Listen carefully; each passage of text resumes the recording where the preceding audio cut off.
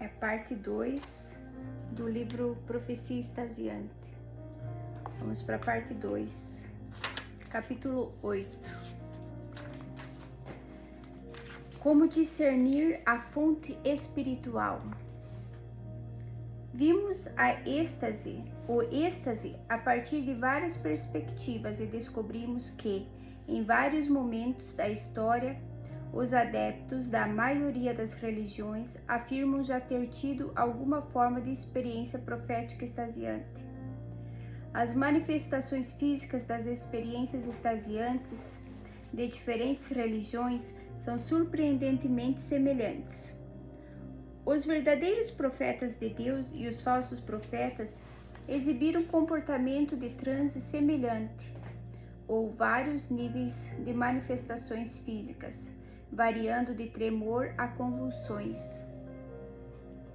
Assim, para os leigos, o comportamento profético das diferentes religiões pode parecer o mesmo. Há, no entanto, uma grande diferença entre os verdadeiros e os falsos profetas. E essa diferença é a fonte espiritual dessas profecias, divina ou demoníaca. Para o cristão, a primeira deve ser abraçada e a segunda evitada. Na descrição do livro intitulado Discerning Spirits, Divine and Demonic Possession in the Middle Ages, no português Discernimento Espiritual, Possessão Divina e Demoníaca na Idade Média, Nancy Casciola apresenta um ponto importante quanto ao fenômeno e a falta de distinção visível entre possessão divina e demoníaca. Casciola mostra como as pessoas medievais decidiram venerar o santo e evitar o demoníaco. Os estados de transe, profecia, convulsão, jejum e outras manifestações físicas eram frequentemente considerados como sinais de que uma pessoa havia sido tomada pelos espíritos. O discernimento dos espíritos era importante para a cultura dos religiosos da Europa Ocidental, entre 1200 e 1500. Uma vez que as manifestações exteriores de possessão benigna e maligna eram indistinguíveis, várias características corporais e comportamentos foram cuidadosamente escrutinados por observadores. Fundamentos bíblicos para o mundo espiritual. A Bíblia ensina claramente que o mundo espiritual existe. Espíritos demoníacos têm poder e frequentemente o exibem, da mesma forma que o Espírito Santo. O Deus da Bíblia é um Deus incrivelmente poderoso e ele gosta de se fazer conhecido por meio dessas demonstrações de poder. Encontros ou sinais poderosos são dados para trazer a revelação do único Deus verdadeiro e converter pessoas. No início da narrativa bíblica, vemos o choque entre pessoas sob o controle do Espírito de Deus versus pessoas controladas por espíritos demoníacos. Moisés e os magos de Faraó, por exemplo, têm um encontro poderoso por volta de 1450 a.C. Moisés e Arão se dirigiram ao Faraó e fizeram como o Senhor tinha ordenado. Arão jogou a vara diante do Faraó e seus conselheiros, e ela se transformou em serpente. O Faraó, porém, mandou chamar os sábios e feiticeiros, e também os magos do Egito fizeram a mesma coisa por meio de suas ciências ocultas. Cada um deles jogou ao chão uma vara, e estas se transformaram em serpentes. Mas a vara de Arão engoliu a vara deles. Êxodo 7:12, ênfase minha. Mas os magos do Egito fizeram a mesma coisa por meio de suas ciências ocultas. O coração do Faraó se endureceu, e ele não deu ouvidos a Moisés e a Arão, como o Senhor tinha dito. Êxodo 7:22, ênfase minha. Mas os magos fizeram a mesma coisa por meio das suas ciências ocultas. Fizeram subir rãs sobre a terra do Egito. Êxodo 8:7, ênfase minha. Os feiticeiros tinham poder espiritual e eram capazes de imitar o poder de Deus até certo ponto. Aparentemente, os egípcios acreditavam amplamente no poder das fontes demoníacas, tanto que até mesmo Faraó tinha feiticeiros em sua corte e à sua disposição, os quais foram capazes de canalizar o poder dos demônios com resultados dramáticos. Mas maior era o poder do Deus em Moisés do que o dos feiticeiros. Quando os crentes estão confiantes no grande poder do nosso Deus, não corremos com medo quando os demônios mostram seu poder. Em vez disso, deixamos que nosso mover destrua o deles. Outro relato bíblico de um impressionante encontro de poder espiritual ocorreu 600 anos depois. Desta vez, o cenário não era o Egito, mas Israel. No Monte Carmelo, para ser exato, os profetas de Baal estavam enfrentando o grande profeta Elias. Embora eles tentassem induzir o êxtase por todos os meios disponíveis, até mesmo cortando a si mesmos, a entidade demoníaca Baal não podia suportar a demonstração de poder do Deus por meio de seu servo Elias, e logo Elias matou a todos. Ver 1 Reis 18. No Novo Testamento também vemos tanto poder demoníaco quanto poder do Espírito Santo. O gadareno endemoniado, ver Lucas 8:26, por exemplo, estava possuído por espíritos demoníacos. E em Atos 2, quando o Espírito Santo foi derramado, a igreja primitiva foi possuída pelo Espírito Santo. Em Atos 8, a distinção entre as duas fontes é muito evidente.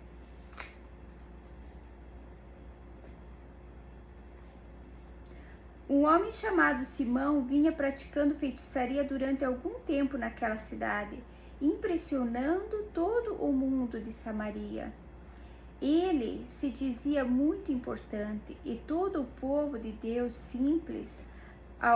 do simples ao mais rico, dava-lhe atenção e exclamava: "Este homem é o poder divino conhecido como grande poder." Eles o seguiam, pois ele os havia iludido com sua mágica durante muito tempo. O próprio Simão também creu e foi batizado, e seguia a Filipe por toda a parte, observando maravilhado os grandes sinais e milagres que eram realizados. Então Pedro e João lhes impuseram as mãos e eles receberam o Espírito Santo. Vendo Simeão que o Espírito era dado com a imposição das mãos dos apóstolos, ofereceu-lhes dinheiro e disse: "Dei-me também esse poder, para que a pessoa sobre quem eu impuser as mãos receba o Espírito Santo." Atos 8, 9-11, 13, 17-19. Tanto Simeão, o feiticeiro, quanto os apóstolos cristãos tinham poder, mas o poder maior pertence àqueles que seguem a Jesus.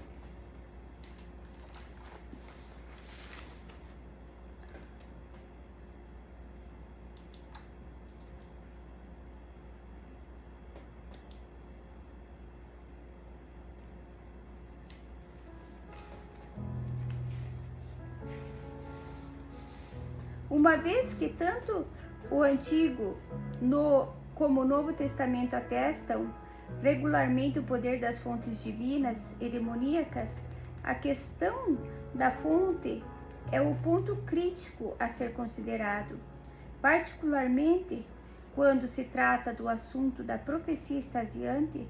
Por isso, sempre somos chamados para testar a fonte do poder espiritual. Prove os espíritos. A palavra de Deus orienta claramente aos cristãos a testarem os espíritos e fazerem distinções entre os profetas falsos e verdadeiros. Amados, não creiam em qualquer espírito, mas examinem os espíritos para ver se eles procedem de Deus, porque muitos falsos profetas têm saído pelo mundo. 1 João 4:1. Então o Senhor me disse: é mentira o que os profetas estão profetizando em meu nome. Eu não os enviei, nem lhes dei ordem nenhuma, nem falei com eles. Eles estão profetizando para vocês falsas visões, adivinhações inúteis e ilusões de suas próprias mentes. Jeremias 14:14. No passado surgiram falsos profetas no meio do povo, como também surgirão entre vocês falsos mestres. Esses introduzirão secretamente heresias destruidoras, chegando a negar o soberano que os resgatou, trazendo sobre si mesmos repentina destruição. 2 Pedro 2:1. Assim respondeu o Senhor: se você se arrepender, eu o restaurarei, para que possa me servir. Se você disser palavras de valor e não indignas, será o meu porta-voz. Deixe esse povo voltar-se para você, mas não se volte para eles. Jeremias 15:19.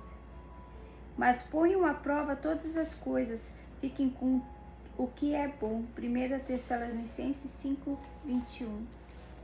Como segurança contra os falsos profetas, Deus, por meio do seu Espírito Santo, também dá o dom de discernimento dos espíritos. Ver 1 Coríntios 12:10. Devemos usar a palavra de Deus e o dom do discernimento para determinar se a manifestação é verdadeira ou falsa. Durante séculos, os crentes tentam discernir o que é de Deus e o que é do diabo. Mesmo hoje, as acusações dos falsos profetas, pessoas possuídas por demônios e influências da nova era, são banidas continuamente. Mas o que significa provar os espíritos? Ver 1 João 4:1-3, 1 Coríntios 12:1-3. De acordo com a Bíblia, provar os espíritos não tem nada a ver com a aparência externa da manifestação, ou se a pessoa errou uma profecia, ou se orou por alguém que não foi curado. Não depende de como a pessoa se sente, ou se o que acontece tem ou não embasamento bíblico. Pelo contrário, tem tudo a ver com a doutrina e a sua prática resultante. Provar espíritos é um procedimento complexo. Nenhum teste único fornece a medida completa para a veracidade profética ou revela quem é um autêntico profeta bíblico. Manifestações por si só não provam fonte divina ou demoníaca. Em vez disso, os 3 pontos de teste são: ortodoxia bíblica, em que se acredita; comportamento bíblico, como se vive; conteúdo bíblico, a exatidão da própria profecia. O alinhamento desses critérios deve produzir frutos espirituais. Ortodoxia bíblica, o que se acredita. Esse primeiro teste é fácil, mas apenas para aqueles que conhecem bem a Bíblia. Toda profecia deve se alinhar com a intenção de toda a Bíblia. Qualquer profecia contrária às Escrituras, portanto, deve ser total e completamente desconsiderada, não importa como foi entregue ou quem a entregou. Se veio de um anjo, por exemplo, ou foi acompanhada por um sinal ou milagre extraordinário, mas não se alinha com o ensino bíblico, então é uma falsa profecia. Ver Gálatas 1:8. Se é contrária à Bíblia e leva o ouvinte para longe de Deus, então não pode ser do Deus da Bíblia.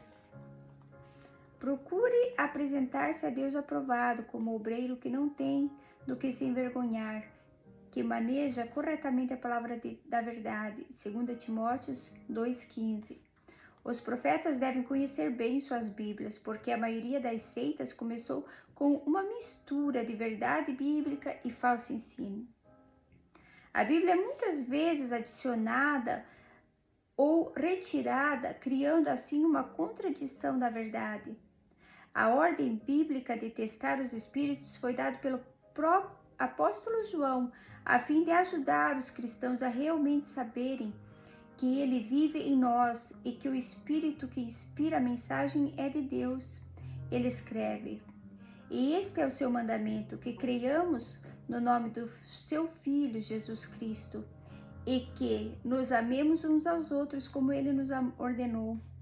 Os que obedecem aos seus mandamentos permanecem nele e ele neles. Deste modo, sabemos que ele permanece em nós, pelo Espírito que nos deu.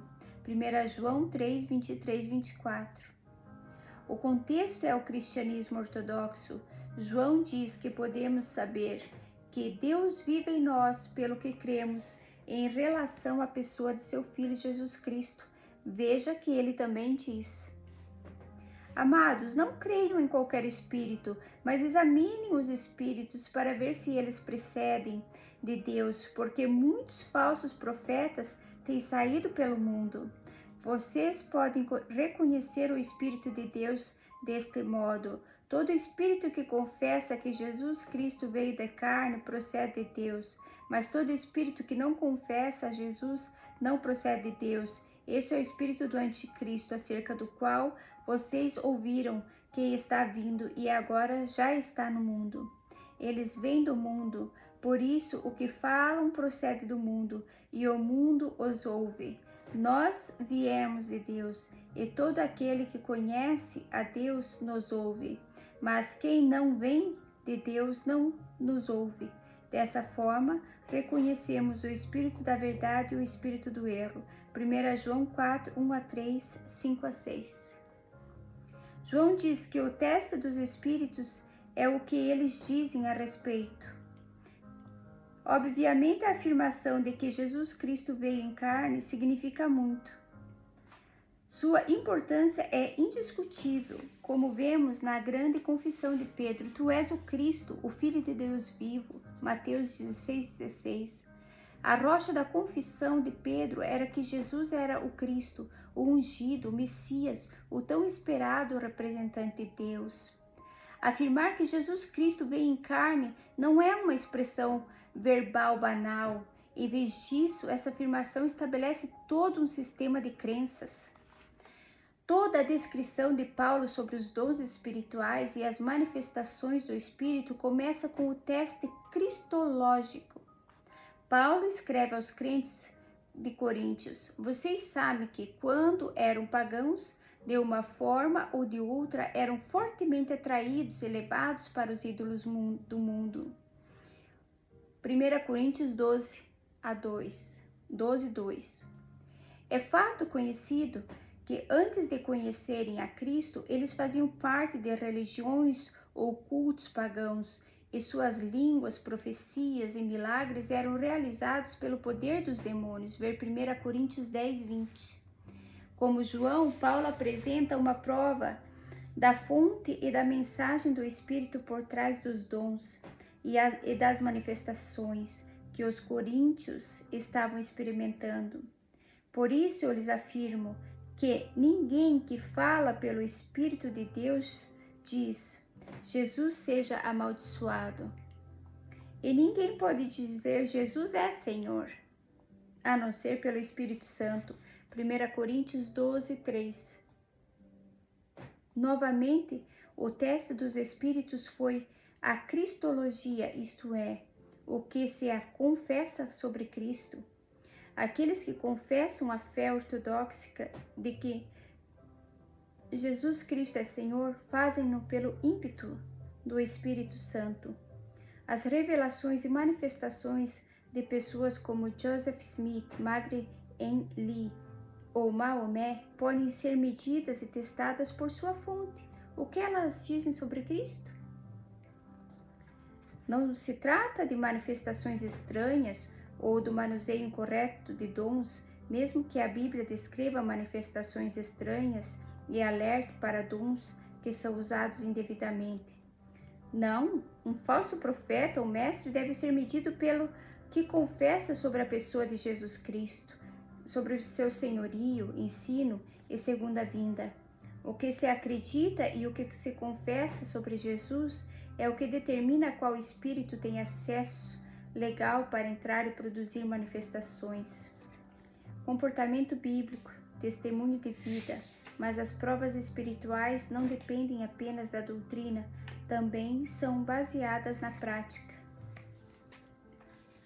Observe que na passagem de 1 João mencionada acima, o apóstolo também registra uma segunda parte do mandamento de Deus: amar uns aos outros como ele nos ordenou. Ver 1 João 3,23.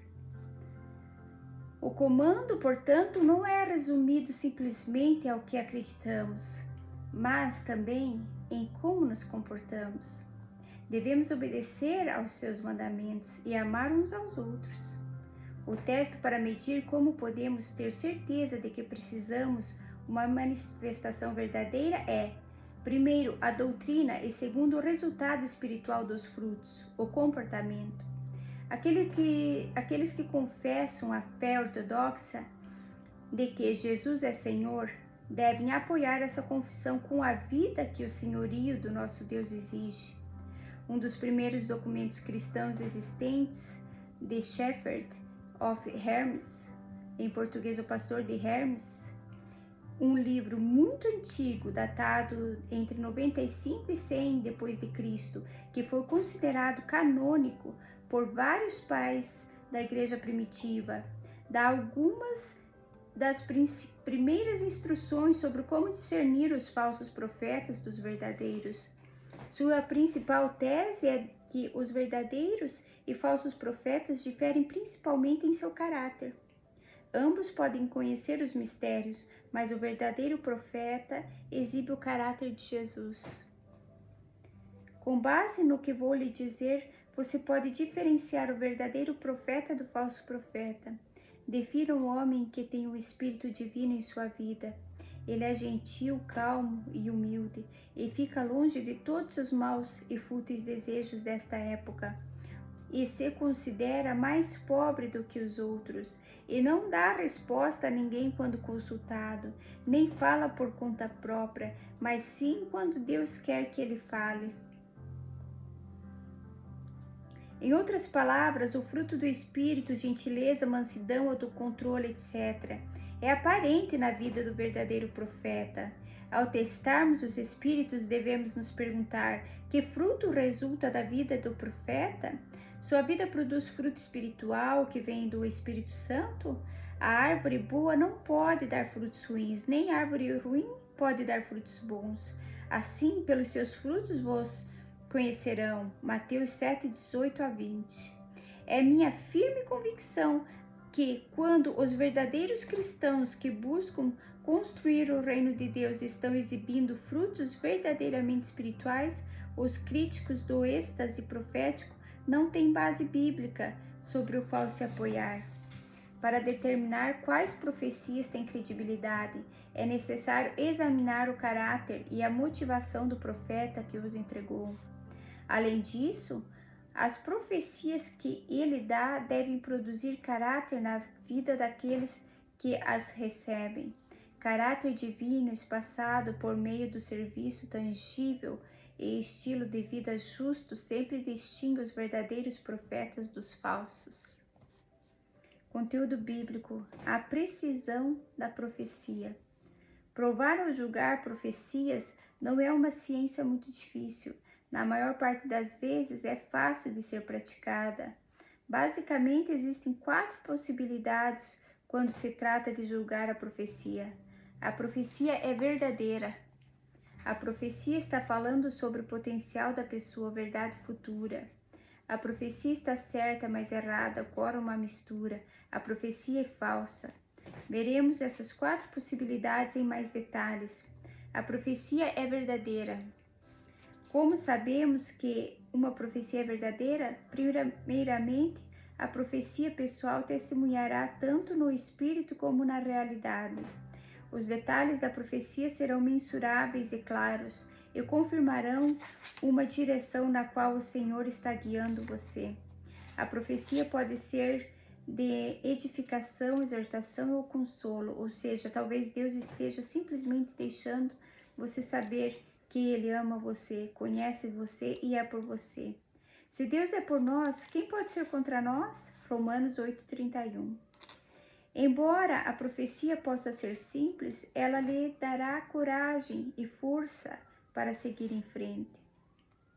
Segundo a profecia, pode conter tamanha autoridade que lança você a uma nova direção ministerial. Se a profecia for muito direta, no entanto, não saia do seu emprego e mude para outra cidade. Apenas aquiete-se. Espere que a profecia seja confirmada pela boca de 2 ou 3. Mateus 18:16. Ore por confirmação natural e espiritual. Mesmo que tudo isso aconteça, você precisa do apoio de pessoas importantes em sua vida, como dos pais, se estiver morando em sua casa, pastores e mentores espirituais. Uma profecia pessoal nunca substitui a autoridade existente de estruturas de autoridade claramente definidas de liderança familiar e da igreja. Aproveite o tempo para orar e esperar até que o Senhor traga alinhamento nessas várias áreas-chave. Isso não significa que as coisas não possam se desdobrar rapidamente, pois isso pode acontecer, mas queremos fazer a obra do Senhor do jeito como o Senhor e seguir toda a Bíblia, em vez de largar tudo e seguir a palavra profética.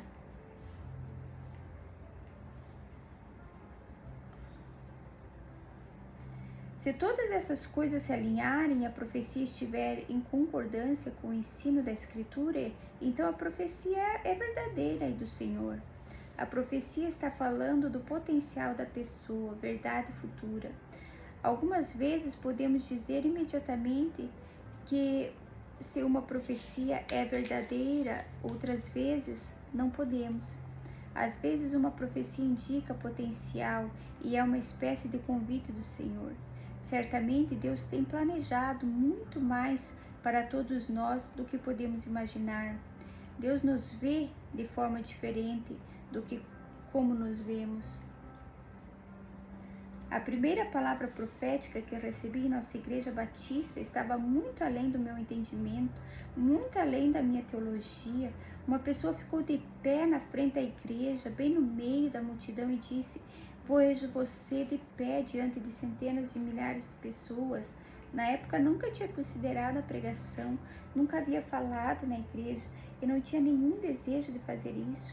Essa profecia não foi cumprida até 10 anos depois. 10 anos, mas muito tempo depois, quando eu estava pregando em uma conferência de mulheres no México com 23 mil mulheres, de repente me lembrei daquela profecia.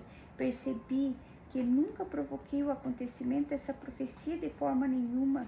Apenas tinha sido fiel nas pequenas coisas que Deus me deu para fazer, ensinando fielmente a classe dos pequenos de 2 anos, toda semana por 5 anos.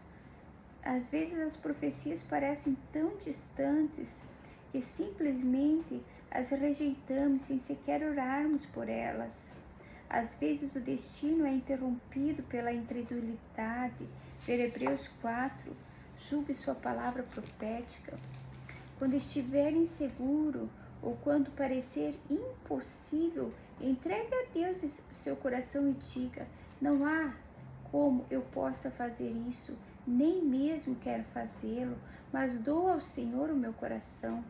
Farei qualquer coisa e irei a qualquer lugar. Deus, se esta profecia é tua, então trabalha no meu coração e com as circunstâncias ao redor para que seja cumprida, porque agora é impossível." Deus ama um coração submisso.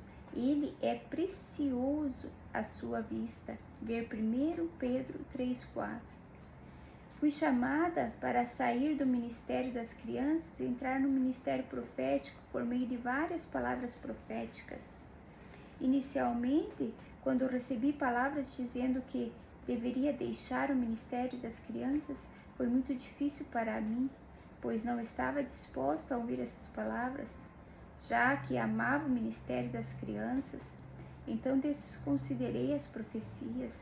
Dentro de um curto período de tempo, no entanto, muitas pessoas diferentes me deram a mesma palavra profética. Então pedi que todas as profecias fossem escritas, e toda a noite, antes de ir para a cama, orava por essas palavras proféticas e dizia: Deus, se isso é realmente o Senhor falando comigo, então mude meu coração. Depois de orar todas as noites por mais de um mês e de conversar com meu marido, decidi que Deus estava me pedindo para mudar a direção do ministério. Afastei-me do ministério infantil e dei toda a ênfase ministerial para a busca da profecia. Se eu não tivesse recebido essas palavras diretivas, provavelmente nunca teria feito isso. Demorou um mês de oração testando as profecias para que meu coração se rendesse ao que Deus tinha reservado para mim. Em suma, você pode receber uma verdadeira profecia, mas pode não ser testemunha de imediato. Não se preocupe. Se você tiver dificuldade de ouvir, Deus continuará dizendo da mesma coisa até você conseguir. A profecia pode falar sobre seu potencial, pois Deus ama falar. Você pode não se sentir adequado, mas lembre-se de que o adequado é dele. A adequação é dele, 2 Coríntios 3:5. A profecia está certa, mas errada. Ocorre uma mistura. No Novo Testamento, a profecia não é infalível. Portanto, devemos pesar e testar toda a profecia, não importa quem a entregue. Quando um profeta ora pelos outros, ele pode ser capaz de discernir os desejos da pessoa ao invés dos desejos de Deus, e o profeta pode misturá-los erroneamente quando estiver profetizando. Conheço um pastor que recebeu uma palavra profética de um famoso e respeitado profeta. O profeta lhe disse: "Você será usado poderosamente no reino de Deus. Você vai evangelizar e pregar o evangelho como Billy Graham, mas vai evangelizar com sinais e maravilhas." O líder recebeu a profecia e ficou inicialmente muito animado. O que o profeta não sabia era que esse pastor amava Billy Graham. Possuía todos os livros escritos por e sobre ele. Billy Graham era seu herói espiritual de todos os homens da terra. E o que mais admirava era Billy Graham. Como ele também era um pastor carismático, a ideia de evangelizar com sinais e maravilhas era absolutamente estimulante. 7 anos depois, no entanto, depois de implantar igrejas e de trabalhar em todos os tipos de outros ministérios, mas fazendo pouco evangelismo e poucos sinais, esse pastor ficou desiludido. Ele percebeu que seu principal dom não era evangelismo, mas discipulado. No final de 7 anos, a profecia era como uma pílula amarga. O que aconteceu? O profeta estava parcialmente certo.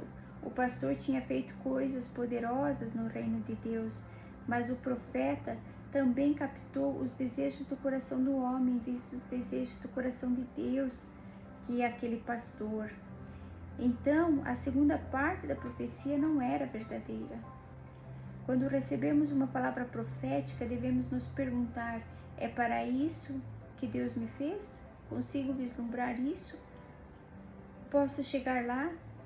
Pergunte-se se esse é um desejo unicamente do seu coração ou se é um desejo do coração de Deus para você.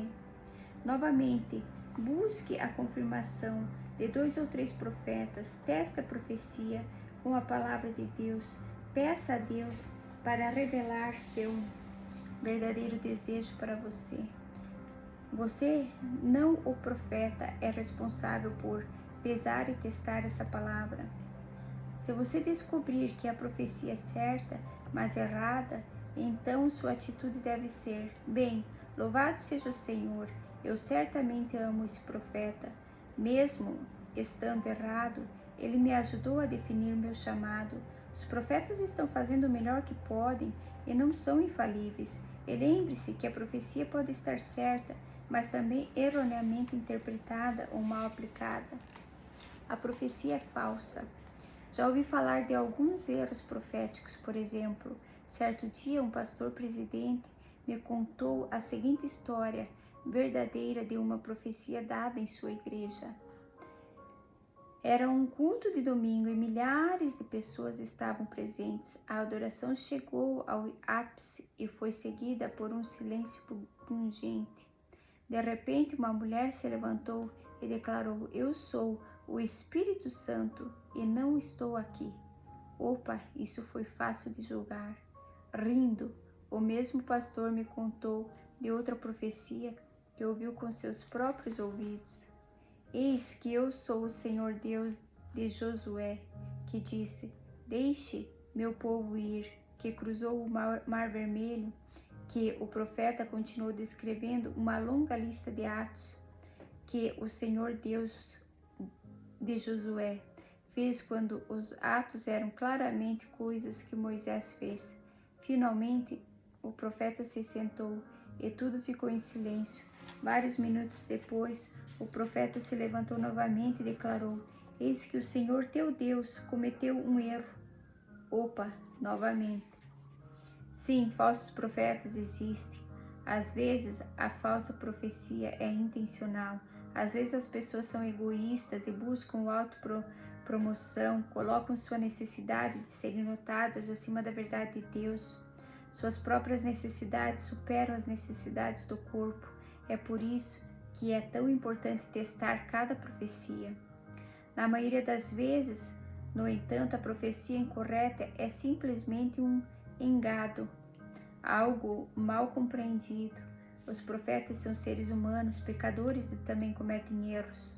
Mas fico feliz por sermos profetas do Novo Testamento, pois podemos ter dias ruins, errar o alvo e não sermos apedrejados por causa disso. Se errarmos, devemos ser humildes o suficiente para pedir desculpas. Eu estava errado, sinto muito.